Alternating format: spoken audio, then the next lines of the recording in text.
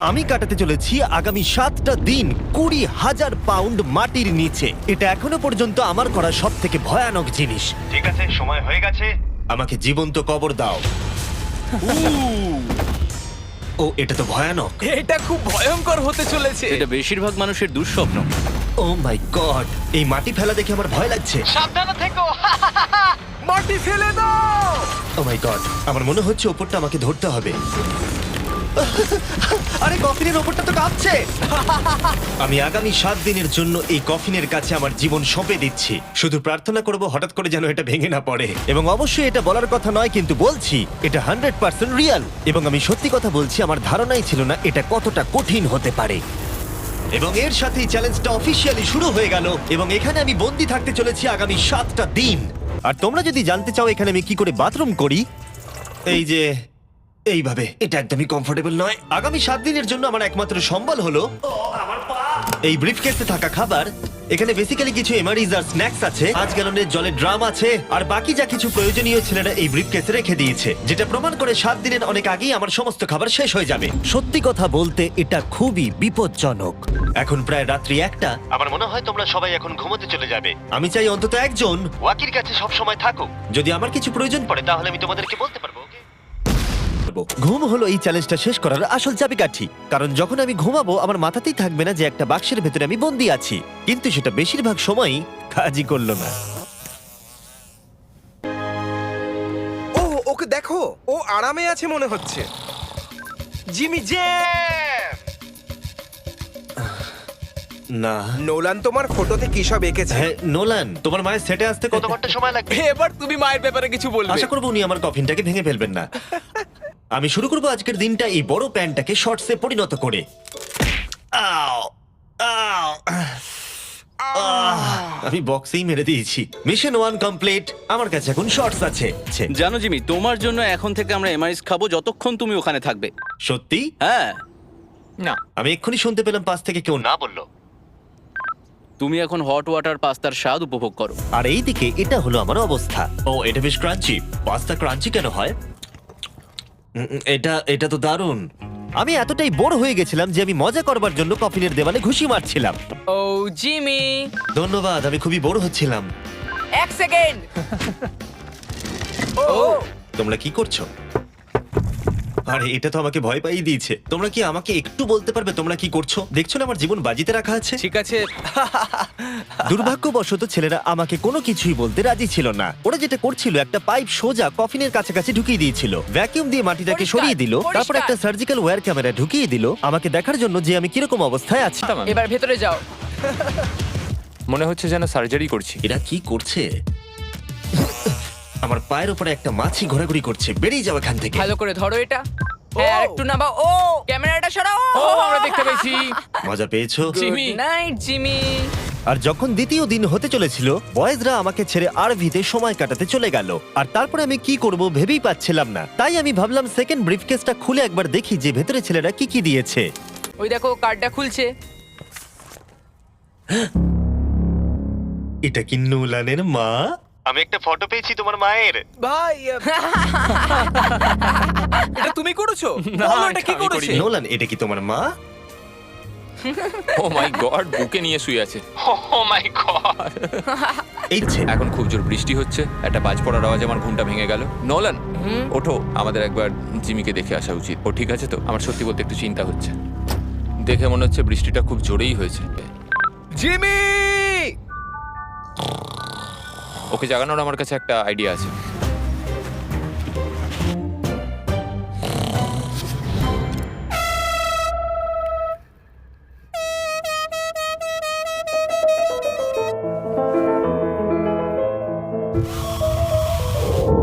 চলো একটা টানেল খোঁড়া যাক। আমরা এখান থেকে টানেল খোঁড়া শুরু করব আর খুঁড়তে খুঁড়তে জিমির কফিনের কাছে যাব। আমাদের কাছে যে স্পিকার আছে তার আওয়াজে ও খোঁড়ার শব্দ শুনতে পাবে না। একটা আইডিয়া আছে, আমরা স্পিকারে কনস্ট্রাকশনের একটা সাউন্ড চালাবো, তাহলে ও আর খোঁড়ার আওয়াজ শুনতে পাবে না। এখানে জোরে শব্দ হচ্ছে আর ওয়াকিতে কেউ অ্যান্সারও দিচ্ছে না। তাহলে কি আমি মরতে চলেছি? মনে হচ্ছে যেন ভিডিও গেম খেলছি। অথবা তারা কিছু বোকামি করতে চলেছে। দেখা যাক আমি এটা করতে পারি কিনা। ও অফিসিয়ালি আমি 50 ঘন্টা পার করে ফেলেছি। গত চ্যালেঞ্জে কাটানো সময়ের থেকে আরো বেশি সময় আমি এবারে কাটাতে চলেছি। বয়েজদের ডাম্বল দিতে বলেছিলাম আর ওরা আমাকে 3 পাউন্ডের ডাম্বল দিয়েছে। কি বাজে গন্ধ বেরোচ্ছে। হ্যাঁ, শুধুমাত্র এটা ভেবেই আমি এগুলো করছি, কারণ দুদিন পরে যখন আমি দাঁড়াবো তখন আমি মরেও যেতে পারি। ক্রেস আরো কয়েক ফুট খোঁড়ো। সত্যি বলতে আমি এটা খুব একটা ভালো চালাতে পারি না। আমি বোর হচ্ছি কফিনের ভেতরে। এটা কি সেফ? আমি সেকেন্ডে যাব, এটা কি? আর তারপর তুমি তারেককে তুলে আনবে। এটা কি বলো তো? তোমরা আমার পেছনে এসো। এই চ্যালেঞ্জের সব থেকে বাজে জিনিস হলো এখানে অনেকগুলো ক্যামেরা আছে যেগুলো সব সময় সবকিছু রেকর্ড করছে। আমাদের আর কিছুটা ঘুরতে হবে, তাহলে কফিনের কাছে পৌঁছে যাবো। এটা প্রথম 3 দিন আমাকে বিরক্ত করেনি, কিন্তু এখন আমার বড়ই অদ্ভুত লাগছে যে কেউ সব সময় আমার দিকে তাকিয়ে আছে এবং আমি বিরক্ত হতে শুরু করেছি। ও আমরা পৌঁছে গেছি। এটা আবার কিসের শব্দ শোনা যাচ্ছে? Hi Jimmy. কি? Hi Jimmy. জিমি, জিমি, তুমি আমাদের দেখতে পাচ্ছ? আমি নোলানের কপাল দেখতে পাচ্ছি। তুমি ওর কপালটাকে মিস করছো। তোমাদের এই সুড়ঙ্গটা খুঁড়তে কতক্ষণ লাগলো? মোটামুটি সারা রাত জিমি। এটা যে হবে আমি একদমই আশা করিনি। এই নোলান, 1 সেকেন্ড, এই ফটো সম্পর্কে তুমি কি বলবে? কি করলে তুমি আমাকে ওই ছবিটা ফিরিয়ে দেবে বলো? এটাই আমাকে এখানে বাঁচিয়ে রেখেছে। আমি এটা ফেরত নেব কিভাবে? আমি এটা ফ্রেম করবো আর সারা জীবন রেখে দেবো, কিছু মনে করো না। তুমি অনেকদিন ধরে কফিনে বন্দি রয়েছো, তাই দেখোই নি যে চ্যানেলের কি অবস্থা। Yay! আমাদের 200 মিলিয়ন হতে চলেছে। তুমি কফিনের মধ্যে থেকেই 200 মিলিয়ন সাবস্ক্রাইবার হিট করবে। এটা লাইভ দেখতে পারলে ভালো লাগতো। আমিও বন্ধু। নোলান তোমার জন্য একটা সারপ্রাইজ রেডি করেছে। আমরা এই ফেস্টিভ্যালস বারটাকে কফিনে আটকে দেবো। ওরে বাপরে কি গরম। এটাই কি নতুন ফেস্টিভ্যাল বার? এই আমার বন্ধুরা কিন্তু এটার জন্য ভালো মার্কেটিং করেছে। এবার প্রত্যেকটা টাইম ল্যাপসে ফেস্টিভ্যালকে দেখা যাবে। আশা করবো কালকের দিনটা সহজ হবে। বড় অদ্ভুত লাগছে, যেন মনে হচ্ছে আমি খুবই ক্লান্ত, কিন্তু কোনো একটা কারণে আমি ঘুমোতেই পারছি না। আমি জানি না কেন এর আগে এরকম হয়নি। আমি কেন কাঁদছি জানি না। ওকে, এটা অফিসিয়ালি ডে 5 আর দুদিন এই দুঃস্বপ্নের মধ্যে কাটাতে হবে। আমার মনে হয় না কোনো মানুষ সোজা শুয়ে থাকতে পারবে 5 দিন ধরে। আমি অভিনয় করছি যেন আমার কিচ্ছু হয়নি। আমরা প্রায় করেই ফেলেছি। জিমি, আমাদের কাছে পেন্ট বল গান আছে আর আমরা তোমার টম স্টোনে শুট করব।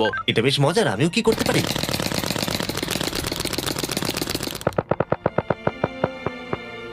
আমি জানি না ওদের কি বলা উচিত। জিমি, তুমি ভেতরে মজা করার জন্য কি করছো? কিচ্ছু নয়, আমি মানসিক যন্ত্রণায় আছি। জানি না কেন, কিন্তু কোনো কিছুই করবার মতো মোটিভেশনই পাচ্ছি না। আমি এখানে 5 দিন ধরে শুয়ে আছি আর আমার নিজের খাবার তৈরি করার মতো এনার্জিটাও নেই। আর যেহেতু এখানে বাথরুম করাটাও এতটাই ডিফিকাল্ট, জিজ্ঞাসা করো না কি করে, কিন্তু ভুল করে আমার প্যান্টে একটু টয়লেটও লেগে গেছে আর সেই জন্য আমি আমার প্যান্টের ওই অংশটাকে কেটে ফেলে দিচ্ছি। এটা করার জন্য আমাকে ক্ষমা করো। এটা ছিল খুবই বিরক্তিকর। জিমি, আমরা সেলিব্রেট করার জন্য রেডি। আমাদের 200 মিলিয়ন সাবস্ক্রাইবার হতে চলেছে। আমাকে বলতে পারবে আমাদের কখন 200 মিলিয়ন হবে? কতক্ষণ লাগবে? আমি রকেট সায়েন্টিস্ট নই। ও আমাদেরকে কি ভাবছে? আজকে সারাদিনটাই আমার খুব বাজে কেটেছে, কিন্তু আমার চ্যানেলের 200 মিলিয়ন সাবস্ক্রাইবার হতে চলেছে, যেটা আমাকে আনন্দ দিচ্ছে। তোমরা জানো এখনো 200 মিলিয়ন সাবস্ক্রাইবার হতে সময় লাগবে। আর চলো এবার ফোকাস করা যাক আমাদের 200 মিলিয়ন সাবস্ক্রাইবারের লক্ষ্যে। আমরা খুব কাছেই আছি। এটা করার আগে আমি একজন নেব্রাস্কার সাধারণ ছেলে ছিলাম। ও এখন নর্থ ক্যারোলিনার একজন সাধারণ ছেলে। এর আগে আমি নেব্রাস্কার একজন সাধারণ ছেলে ছিলাম। কার্ল, এটা একটা দারুণ মুহূর্ত। নোলানকে কপি করো এটা না। দারুণ ব্যাপার। আমরা লাঞ্চ টেবিলে বসে এ ব্যাপারে কথা বলতাম, আর এখন আমাদের 200 মিলিয়ন সাবস্ক্রাইবার হতে চলেছে। আমি এটাই বলতে চাই, আমার তোমাদের সাথে কাজ করতে খুব ভালো লাগে। আমরা এইভাবেই আরো এগিয়ে যাব। আর ফাইনালি চ্যানেলার, তুমি কি বলবে? এখানে যখন আমি কাজ শুরু করি তখন আমরা 7 জন ছিলাম, আমি জেনিটার ছিলাম। এখন আমাদের 200 মিলিয়ন সাবস আর এখন আমি খুব খুশি। আমি ভিডিও করা শুরু করি যখন আমার বয়স 11 আর এখন আমি 25, আর আমি স্বপ্নেও ভাবিনি আমার চ্যানেল এই জায়গায় পৌঁছে যাবে। মানে আমি বলতে চাইছি আমাদের 200 মিলিয়ন সাবস্ক্রাইবার হতে চলেছে, আর আমি প্রতিটা সাবস্ক্রাইবারকে ধন্যবাদ জানাতে চাই যারা আমার ভিডিওগুলো দেখে। আমার এখনো সেই দিনগুলোর কথা মনে পড়ে যখন আমি ভিডিও বানাতাম কিন্তু 0 ভিউ আসতো। Thank you so much. এক্ষুনি সব কটা নাম্বার চেঞ্জ হবে।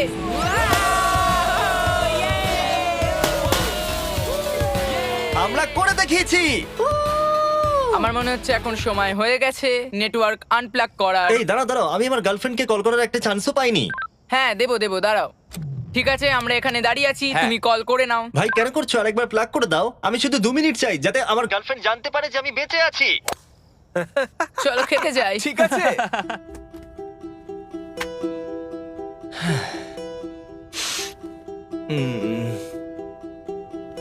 আমি বুঝতেই পারছি না যে আমি কেন কাঁদছি, কিন্তু আমি নিশ্চিত নয় যে কি কারণে আমি কাঁদছি। 5টা দিন কেটে গেছে, 5টা দিন এই কফিনের ভেতরে একলা। সত্যি কথা বলতে আমি জানি না এখানে আমি বাকি 2 দিন কি করে কাটাবো। আমার সমস্ত উৎসাহ দ্রুত শেষ হয়ে আসছে। Hello Jimmy. কি করছো তুমি? ও কিছু বললো না, ও বেঁচে আছে তো? নোলান, তোমাকে ধন্যবাদ জানাই, তুমি দেখছো যে আমি বেঁচে আছি কিনা। তুমি কিন্তু ওখানে এখন ঠিক আছো তো? আর জিমির মনে হয় এখন আর কিছু ভালো লাগছে না, এখনো একদিন কাটাতে হবে, আর ও খুব ভেঙে পড়েছে। আমি সবটুকু দিয়ে তোমাদের সাথে কথা বলছি কন্টেন্টটা ভালো করতে, কিন্তু সত্যি কথা বলতে কথা বলার এতটুকু এনার্জিও নেই। আমি শুধু এখান থেকে বেরোতে চাই। এবার ওর মাথা খারাপ হয়ে যাচ্ছে। ওকে খুশি করার উপায় ভাবতে হবে, তাই আমি কিছু জনকে নিয়ে আসি। আমি জানি না আমার বলাটা উচিত হবে কিনা, কিন্তু আমি আমার সমস্ত পি বটলগুলো ইউজ করে ফেলেছি, আর যদি আমার এখন টয়লেট পায় তাহলে আমাকে খাবারটা খেতে হবে আর প্যাকেটের ভেতরে টয়লেট করে বন্ধ করে রাখতে হবে। আমি জানি এটা বেশি ইনফরমেশন দেওয়া হয়ে যাচ্ছে, এই চ্যালেঞ্জটা সত্যি ডিসগাস্টিং, তাই আমি বেরোতে চাই। আমি এতটাই বোর হয়ে গেছিলাম যে হয়তো এই পৃথিবীর একটাই জিনিস পারতো আমাকে আনন্দ দান করতে। জিমি, আমি কাউকে নিয়ে এসেছি। কাকে নিয়ে এসেছো? আমার প্যারেন্টসদের। ও, আপনারা কেমন আছেন? ভালো।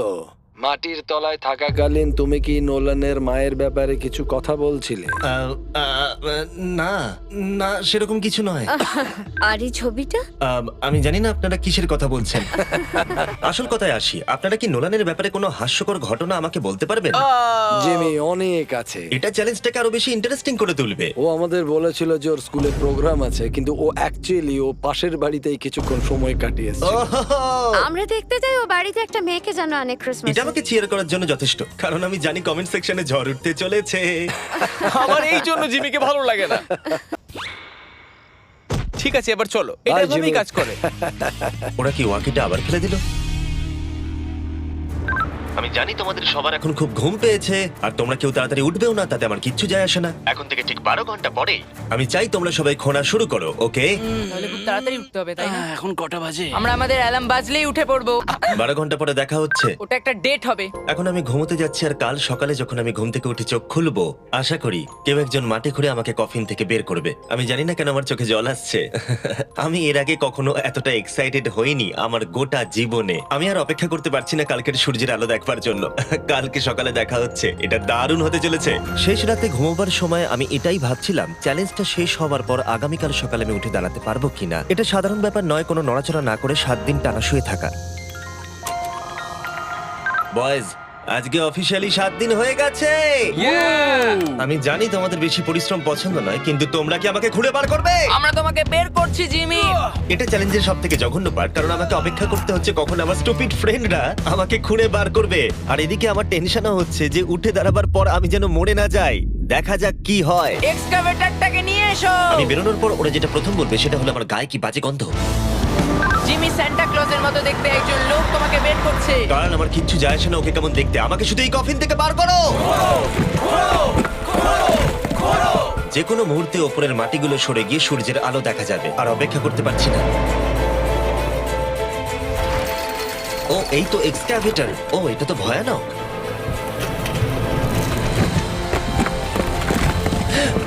আমি সূর্যের আলো দেখতে পাচ্ছি। জিমি! সব ঠিক আছে তো? এটা বলে বোঝানো কঠিন যে 7 দিন না দেখার পরে সূর্যটাকে দেখে আপনার কেমন লাগবে।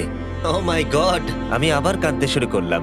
জানি না কেন, আমি চোখের জল আটকাতেই পারছিলাম না। আমরা পেরেছি, আমরা পেরেছি। এখন একটাই প্রশ্ন মাথায় ঘুরছে, যে যখন আমি উঠে দাঁড়াবো আমি যেন ব্লাড ক্লটস হয়ে মরে না যাই। সেটা আর কিছুক্ষণ পরেই দেখা যাবে। জিমি, তুমি তৈরি? আমার উপরে ফেলো না। ও, ওখান থেকে কি গন্ধ বেরোচ্ছে? আমি জানতাম তোমরা এটা বলবে। এটা আমি একটু আগেই বলেছি। আগামী দেখি ব্লাড ক্লট হয়ে মরে যাচ্ছি কিনা, তারপরে সেলিব্রেট করো। দাঁড়াও, একটুখানি বসো। আরে দাঁড়াও দাঁড়াও দাঁড়াও দাঁড়াও, ডাক্তারকে নিচে এসে একবার দেখতে দাও। তোমার কি নার্ভাস বা ক্লান্ত লাগছে? না, তেমন কিছু নয়। ব্যাস, তাহলে আর কোনো চিন্তা নেই, সব ঠিক আছে। সপ্তাহে প্রথমবার দাঁড়াচ্ছি। ও মাই গড, আমার পাটা তো কাঁপছে। ও, আমি মরে যাইনি। এই তো, খুব ভালো। আমি ঠিক আছি। আমার মনে হচ্ছে আমার মাথায় রক্ত উঠে গেছে। এটা কিন্তু বলতে গেলে দারুণ অভিজ্ঞতা, কিন্তু আসল সারপ্রাইজ অপেক্ষা করছিল উপরে উঠে আসার পরে। ও ওয়াও, এখানে তো অনেক লোক। 7 দিন পরে ফাইনালি আমি আমার চ্যানেলের 200 মিলিয়ন সাবস্ক্রাইবার হওয়া সেলিব্রেট করতে পারলাম, সেটাও ঠিকঠাক এটা ভাবে। 200 মিলিয়ন সাবস্ক্রাইবারের সেলিব্রেশন, ভাই।